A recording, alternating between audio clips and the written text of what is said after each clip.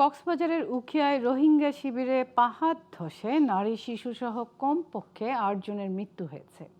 রোববার রাতে বালুখালী, কুতুপালং ও জামশিয়া আশ্রয় শিবিরের আলাদা 4 স্থানে এই পাহাড় ধসের ঘটনা ঘটে। এছাড়া শহরের লাইট হাউস এলাকায় পাহাড় ধসে মৃত্যু হয় আরও একজনের। বিপর্যস্ত এলাকায় মরদেহ উদ্ধারের কাজ করেছে ফায়ার সার্ভিস ও স্থানীয়রা। কক্সবাজার থেকে রহিদুল কবিরের তথ্য ও চিত্রে ডেস্ক রিপোর্ট।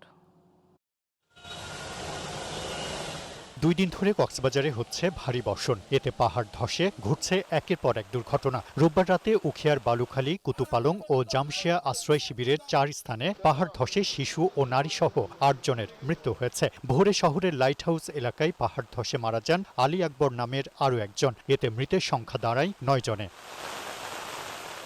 এখনো পাহাড়ের পাদদেশে ঝুঁকি নিয়ে বসবাস করছে হাজারো মানুষ। তাদের দাবি, নিরাপদ স্থান বা অভাবের তাড়নায় তারা পাহাড়ে থাকতে বাধ্য হচ্ছে। যখন ঝড় বৃষ্টি বাতাস তুফান দেয় তখন আমরা এই ভয়ে থাকি। ভারী বৃষ্টি হইলে পাহাড় ভাঙে, কত কিছু জ্বর মানে খুব কষ্টের দিন যায় আমাদের। আর পেটে খাওয়া মানুষ, আমরা কোনো জায়গায় যেতে পারছি না। এটা ছেড়ে আমরা যাবো কোথায়? আমাদের তো আর রাস্তাতে থাকতে পারবো না, আমাদের বাসায় থাকতে হচ্ছে। রিস্ক হলেও আমাদের এখানে থাকতে হচ্ছে। এদিকে পরিবেশবিদদের অভিযোগ, বর্ষায় এলে সাময়িক তৎপরতা দেখা গেলেও দীর্ঘমেয়াদী পুনর্বাসনে কার্যকর উদ্যোগ নেই। প্রকৃত বাস্তুহীনদের চিহ্নিত করে পুনর্বাসনের ব্যবস্থা করা গেলে পাহাড় ধসে প্রাণহানির ঝুঁকি কমবে। পাহাড় ধসের ঘটনায় নিজেরা যেমন দায়ী, যারা বসবাস করতেছে, একইভাবে জেলা প্রশাসন, বন বিভাগও দায়ী। কারণ জেলা প্রশাসন বা সংশ্লিষ্ট দপ্তর তখনই তাদের সচেতন হয় যখন পাহাড় ধসের ঘটনা ঘটে।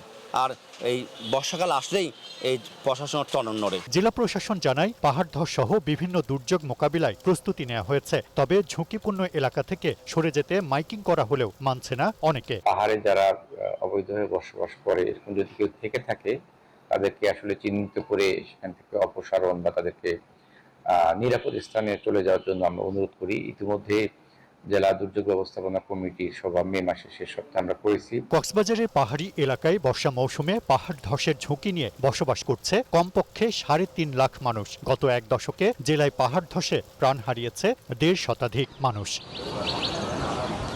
Global television, news desk.